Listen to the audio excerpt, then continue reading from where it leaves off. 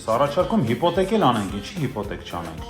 Օրինակ Ֆրանսիայում շատ լավ մեծ թեյքերի տեղ կա, ունը մեր Եվրոպայի ժողովուրդը հիմա հիպոպոտամուս, եթե չեմ սխալվում։ Հիմա մենք կանենք Ֆրանսիայում հիպոպոտամուս անենք, Հայաստանում հիպոթեկ անենք, օրինակ ինչ տարբերություն։ Ես կարծում եմ, որ իրականում հիպոթեկը շատ լավ բան է, այն մարդկանց համար, ովքեր ունեն ստաբիլ եկամուտ։ Դայնը կա, հիպոթեկի դեպքում ինչ կարասան։ 10% կանխավճար, ժողովուրդ, 10% կանխավճար։ Դրանից ֆանտաստիկ բան չի կարող լինի 26 թվականին եկող տարի ավարտվող շենքում։